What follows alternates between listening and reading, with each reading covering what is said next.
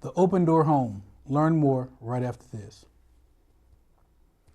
It's amazing, we're done. Open road, here comes the Heffley family. Whether it's a short trip or a long haul, Estimated time 47 hours. they will beg, You're hungry? I'm happy to provide. they will plead. Deep fried butter on a stick. But whatever you do, don't wimp out. Now you're talking. Make them buckle up. He can't hurt. Remember, safety first. Cheese curls second.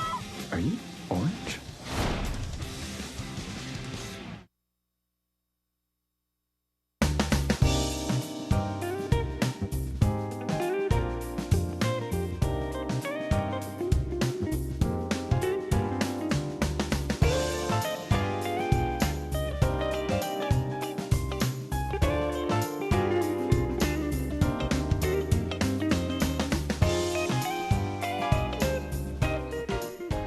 Welcome to Community Watch. Greg, Doc, how are you? just fine, brother, and yourself? Well, I'm all right. I'm all right. I know we have done a show on the Open Door Home in the past, but it's been a while, hasn't it? It has. It's been a while. Been quite a while. Yeah. Wasn't the original? I can't remember. Like the original Dance with the Stars. I know that they did one of those with the Open Door. I thought the first one was Open Door Home. Were they raising an astronomical amount of money? Then everybody tried to copy it. Were after you, that. were you one of the dancers? No, I don't dance like that either. Oh. Well, But I'm just I think what saying- they do is they take people who don't dance and they make them stars. I can dance. Oh, Yeah, so you don't I'm need just- them. I don't. I You can don't need dance. them. I'm not saying that. I'm saying I'm already on TV, so I'm a star in Oh, Rome. okay. All right. So it's really But not we have necessarily done one on the Open Door Home, and they do great work. Well, I'm eager to kind of catch up. There's a lot that I'm sure has happened that I'm not familiar with, which is not new. But we've got two guests who will join us after this short break, and we'll be talking about the Open Door Home. Should be a great show, informative show, important show. Don't go away. We'll be right back.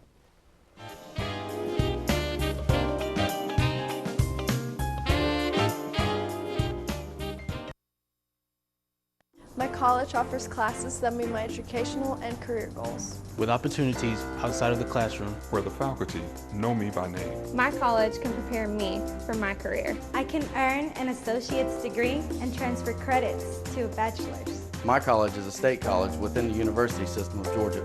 My college offers courses that fit my schedule. It's where excellence begins. We are. We are. We are. We are GHC, Georgia Highlands College. Welcome back to Community Watch. We are very happy to have with us today Amy Weaver and Lynn Russo. Welcome. Hello. Welcome back. Thanks. Good to see you again. So, I mean, you've been on the show Several I don't know how many times. And I don't know why you keep multiple asking me back. I'm capacities. sorry. Multiple capacities.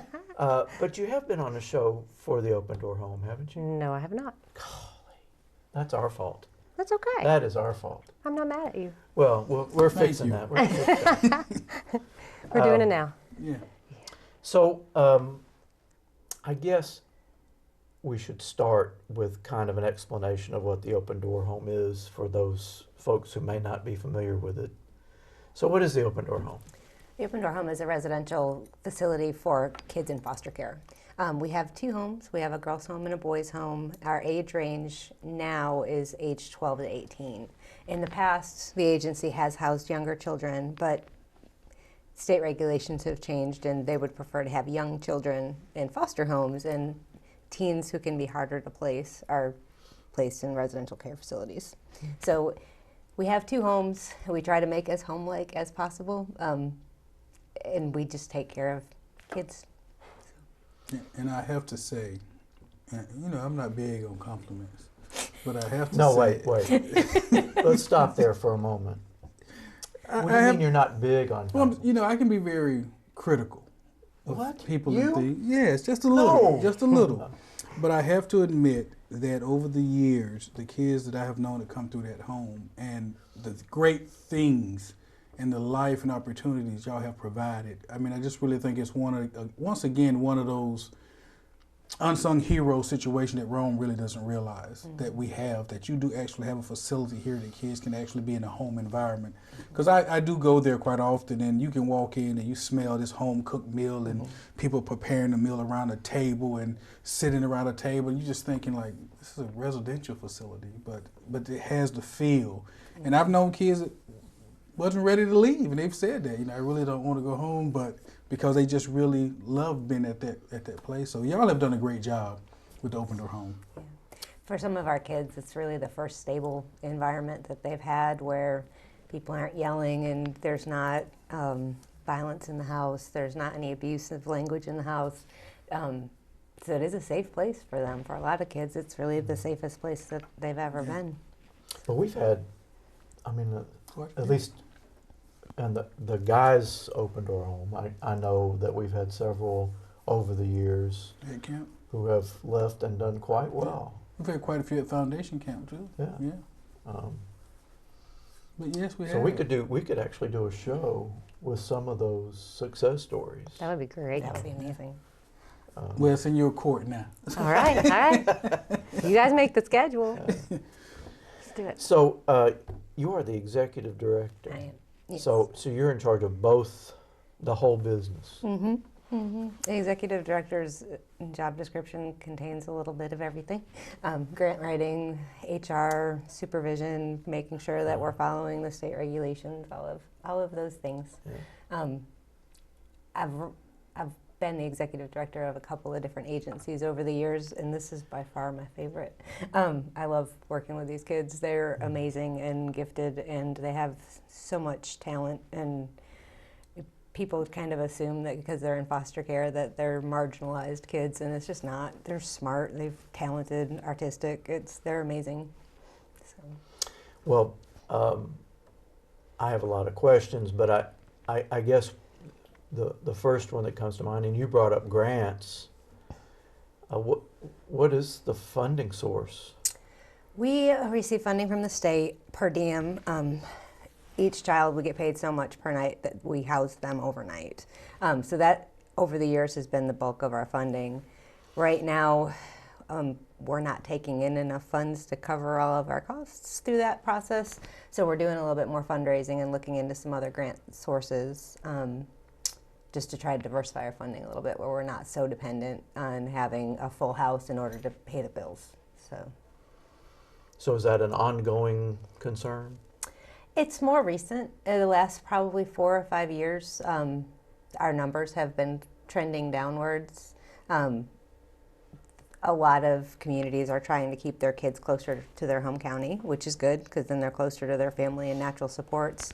But what that's meant for us is not as many referrals coming in, and a lot of the kids, like I said earlier, once they're diagnosed with certain mental health issues or substance abuse or behavioral issues, they get classified into a higher level of care, which we don't provide. Our kids are all just good students, like good kids. They don't have a lot of those extreme behaviors for the most part. So as more and more kids get classified and kind of labeled as being a troubled youth, they're going into a higher level of care facility.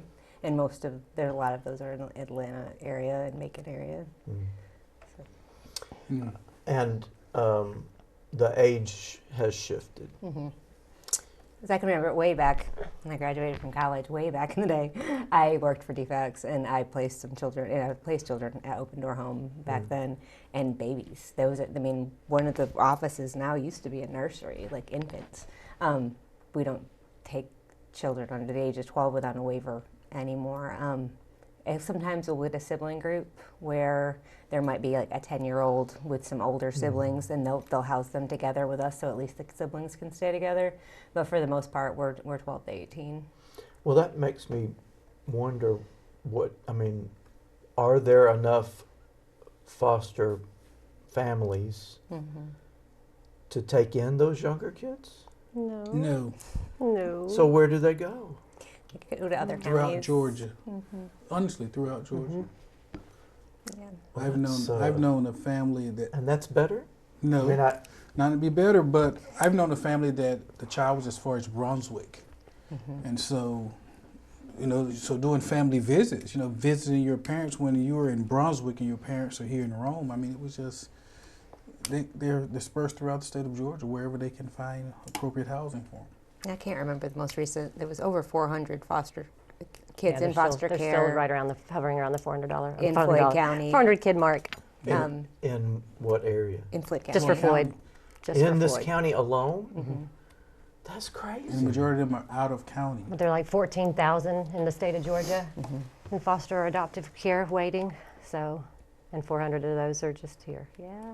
And we have, if I'm correct, Floyd County has one of the highest out of county foster care numbers, right? They're doing a little better. I think that there are 50 or so foster homes now. There were like only about 30 something. So they've doubled, well, almost doubled it.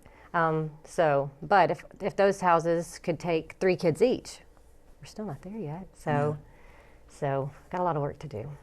I think there's funding, legislation, lots of stuff pushing now for more incentives for home-based care rather than congregate care or group home living for kids. So that'll be interesting to see if that's a way that the state's able to get more families in single unit homes to come forth and want to help out, but we'll just see what happens.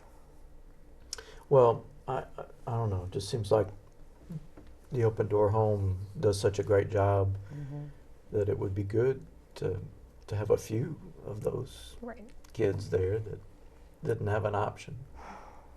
What you hate though is that kids are kids, and so sometimes they do things, and then the classification change, and so now you have to send this kid who's not who's really not a bad child, but they do make mistakes, just like everybody's children make mistakes. But because they're in the system, sometimes now you have to go. You can't stay here. You have to be sent to somewhere else. And how would you define a base rate normal teenager in the first place? I mean, teenagers are supposed to be pushing boundaries and limits, and that's what you exist for. Sorry, it's the truth. Right now, it's the truth. I mean, it's how your brain is fully developing. It's how it works. 25, and it's amazing and messy and hilarious in all the different ways. I'm just telling you, if my children, and I have grown children, some grown, if they had to be classified, right? Yeah, it'd be difficult. It'd be difficult. Yeah, I may have a defects case myself. I'm just saying. Did you see what your son put up on Facebook this week? I'm not friends with my son on Facebook. That's why. Safer that way. I'm not. So no, I didn't see what he I'll tell you later.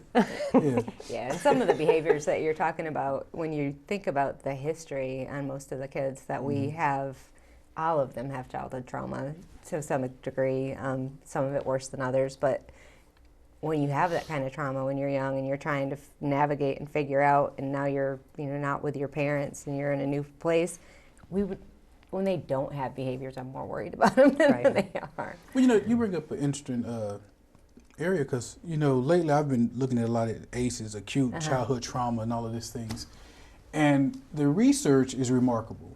And you really we have to really ask ourselves that why so many kids are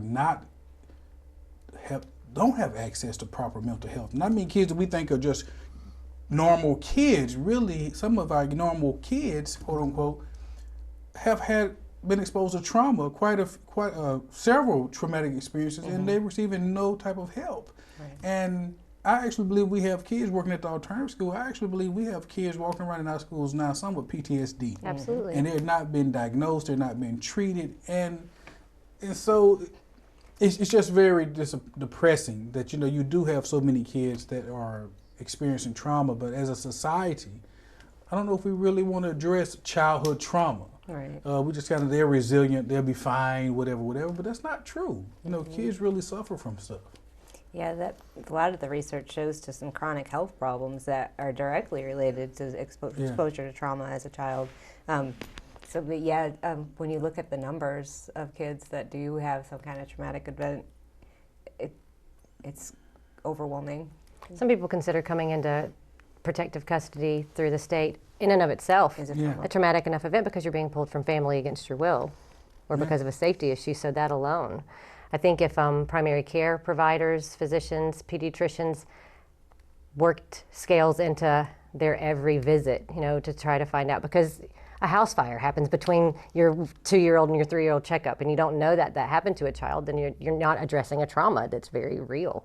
And so not being able to keep tabs on that, and I think the medical community is one step, maybe not the best or only step, but one way to kind of close up those loopholes. Well, it's a complicated situation you're dealing with. Very. Yeah. And I'm getting the sense that the rules change fairly regularly.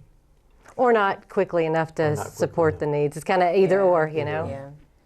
Depends. Well, we're coming up on a break in a few seconds here. And when we come back, one of the things I want to find out more about is what a life coach is. your title du jour. So stay with us. More discussion about the Open Door Home when we come back right after this.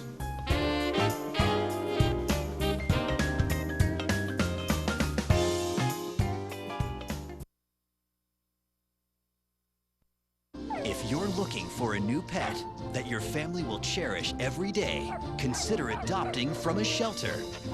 Shelters are the best places to find a new pet.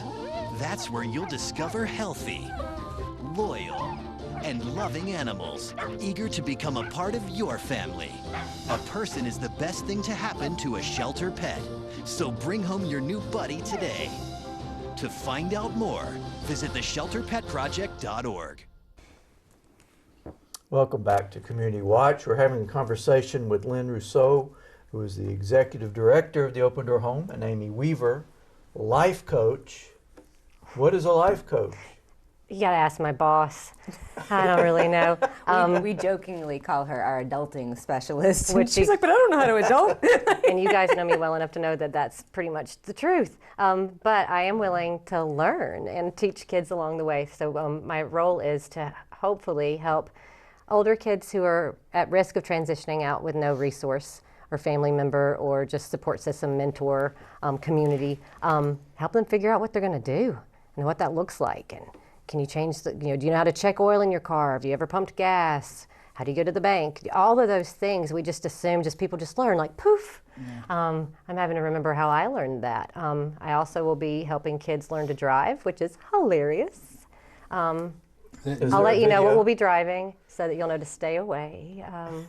So you are actually fun. You actually doing the driving teaching? Apparently so. Yes. Yeah, we're lucky. Our insurance has allowed us one of our vehicles. They'll let the kids that have learner's permits drive to learn on because they have to get so many hours in before they can test for their license. So they don't have a parent to do it. So it's kind of we're it. I mean, that's kind of what the life coach role is whatever parental stuff needs to happen, and it can look like anything different for each different child. Like I had a kid who asked me recently if he could get his tongue re-pierced because it had been, and so we have to cross that bridge with the caseworker for DFACS and see if that's a possibility. And I'm willing to ask lots of things because I keep telling the kids, if you don't ask me and I don't ask others, then the answer is no. It might be yes, maybe not for the piercing, but it could be yes for other things, So we just have to try and talk about why or why not so are you as it comes up. More in the role of like in the old independent living? Somewhat, yes, yeah. It's kind of transitional. Because the driving part wasn't part of. Well, that changed recently. Well, yeah, nobody told me that when I came to be the life coach. Hey, Amy, you're going to be in the car with teenagers. Yeah. Have any of you ever ridden with me?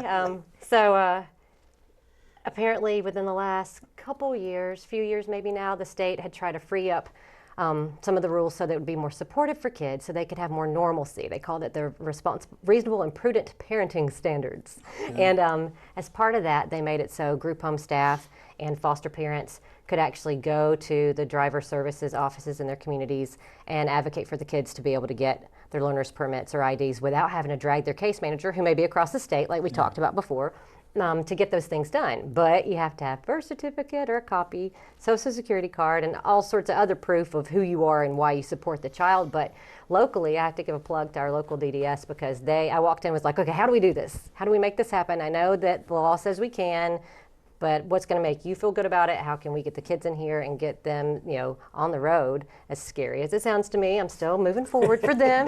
And we made it happen. And so last June, the first 3 kids in Open Door history got their learner's permits. Wow. One of them has been on the road. The other two, we hit some snags with some other steps through the defects process that weren't in line that we didn't know about, so we've been learning. So over the last, I started in May, so since May we've learned a lot and made some good strides so that we can help the kids to come have a better chance of getting on the road and getting that license. I mean, they have to pass the test first, and apparently it's a lot harder than it used to be. Every time we're there, I see kids come in and walk out sad-faced, and I feel so bad for them. And these aren't our just open door kids. I mean, they're apparently it's just the knowledge part of the test has gotten a lot harder. But I think that's critical, though, in the sense that I think a lot of us take it for granted, especially when you have children of your own, you have teenage children and all this, the things that our children have access to, or the things that we provide. Sometimes I don't think we realize that when kids are in foster care, sometimes they don't have those things. Just modeling. You know, if you were in foster care prior to this, you know, you're not driving. It's not even an option. Yeah. And so you don't even talk about it. And so whereas in most homes, you know, you 14, 15, that conversation happens whether you want it or not. And so I just think sometimes we take it for granted, but that's even more why places like the Open Door are so valuable. Because a lot of these kids need a normal lifestyle. They haven't had it. So what is normalcy? What is it to be just a teenager and have support from people that care about you? And I have worked at DFACS myself and worked in social services. I mean, a lot of times some of these kids just need stability. And the things that we take for granted that our children have, that's really what they need. But, you know, in society we're still playing catch up with a lot of things. But that's why I'm grateful for the Open Door Home, because I've seen kids come through that home, and you're like, wow, that's great that they have this opportunity. Yeah. I'm great that they have this, that y'all take them to places, and y'all have to get them here. You have to take them there. And that part's amazing in and of yeah. itself, just logistically. We have kids that go to every school in the county. Well, not Cave Spring, I guess. But every other school across the county and Rome City. So we're all over the place. And we want them to play sports and be able to do things, but it's insane when it comes to be pickup time and drop-off time. I was taking a kid to prepare for the Black History Month presentation. And the drop-off was 7:30 in the morning at Rome High. And, you know, this is what parents do all the time. We have an afternoon kind of huddle, like, okay, who's getting this one? Who's getting that one? Yeah, sending everybody all over creation. You know, it's a mess. We had a woman come in recently who had been at Open Door, and she said, I think she said she just turned 30, and she talked about how the structure of Open Door is what helped her. She's been through the military and just done amazing things, and she said without that structure she wouldn't have been able to do it. And I kind of think with all that structure, I'm like, because it's a lot. It's a lot of work on these kids. Their schedules are insane. They get home at 4:30 in the afternoon. I mean, and then it's just, you know, playtime, snack time, dinner, bam, bam, and it's a lot. But it was good to have her come back and say how beneficial she thought that was, because the kids need to hear that from somebody besides us. They don't want to hear us talk about structures, great. They need somebody who's been there, done that. Yeah, I think that was one of the biggest eye-openers for me when I got here, because I started with the agency back in February of last year, is their schedules. Like, I had all these grand ideas of, we're going to do this in the afternoon, and we're going to do that. And they come home and they get their exercise in and study hall, and then for the kids that are struggling, we have a second study hall. Like, they are booked. And then showers and bed. And there's not, on school days, a whole lot of room for anything other than their schedule. I think that's great, though, because, I mean, I think that's what kids do. I know we almost have to hire somebody to take our kids to everything, because it's just so many of, it's like, okay, you going here, you going there, and I'm working late, and so it can be, but I think that's normal. I think that's normal now, and I think for them to have that opportunity, that it's not a group home that says, no, you can't participate in anything. Right. You just get off the bus and you're here. And I think that's just one of those, the kids are very fortunate, but I don't know if we as Rome realize how fortunate we are as a community to have a place like Open Door Home. I think a lot of social services, things that we have in Rome, and I think Rome has a lot. We do. Non-profit social services organizations, but I don't know if the community sometimes recognize the sacrifices that are made that help make this community such a great place. Yeah. Well, part of the problem with exposure is, you know, these kids, the fact that they're in care is confidential. We're not allowed to just have a tour open to the community to come through, and I think that's safer for the kids, and we're protecting them by not doing that. But you're right, like, the community doesn't understand that there's 10 of us running 16 different directions trying to get kids everywhere every afternoon. And those services cost money. Yes, they do. We've talked about utilizing social media in smarter ways to be able to say, you know, hey, we had the success, or hey, we need toilet paper, whatever it might be, something we could put the word out to the community, or somebody that can make these things or is skilled in something special. We have a kid with a project, something that we could kind of bring more community involvement just through being able to experience our every day, something that's still safe and that's cheap or free, because that's important. Yeah, we are very lucky. This community is very generous with us. At Christmas time, all the kids get to do a wish list of what they want off of Amazon, and all of our kids got everything on their list within a couple of days. It was just pushing through social media. So we just need to get better about doing that in a more regular. Outside of Christmas. Yeah, that was because we've got kids that want to learn to garden. We have a garden area, and I'm sure there's volunteer garden clubs that would love to do that. But it's just making those connections and making time in their schedule to actually go out and work. That's why you're here. Yeah, exactly. I had a mentee, it's been some years ago, at the Open Door home, and he turned 18 while he was there. And I remember at the time that that was a big concern, because he wasn't finished with school and he had no place to go. So what happens now when students turn 18? That's changed a little in recent years. Before, if a child turned 18, they had to sign themselves back into custody, and now when they turn 18, if they want to leave state custody, they have to sign themselves out. Otherwise, they can stay until they finish school or turn 21. So we've got kids regularly that haven't graduated yet, turn 18, and stay with us. So that's not, that issue has kind of been resolved from back a few years ago. They just reframed it to a much more supportive angle, rather than, well, you can stay, but you got to come sign yourself back in at 18. Most 18-year-olds are not going to go that route. They're like out and bye. Yeah. But if you're in till you're 21 or till you graduate, else you sign yourself out, making that active decision to go and leave. I think that switched it and makes everybody a little more accountable to that process, and hopefully we'll keep some kids with us a little longer so we can do that coaching and support. Oh yeah. So other than just awareness, what is it that people can do to help you? Come drive some kids. No. You do not want to drive. No, I don't mean, not just teaching the drive. Come help us get them places. I would love to see, I wish, this is one of my dreams, I don't even know if it's really possible, that if we could have a pool of transporters, seriously, that we could approve, that could help just get the kids, even if we attach them to certain kids, it's kind of almost like their transport mentor, to get them around. I don't know. Yeah, I think that's something, Restoration Rome here, that would be a great hub for something, because we had talked about that a little bit, having a mentorship program for foster kids throughout the county, not just for our kids, but for the kids that are in family foster care as well, because foster parents are working, and I mean, we've got one of our staff members as a foster parent, and for her to try to do her job, it's difficult. Yeah. Well, we've got to take another break here. When we come back, there's more to come. Don't go away.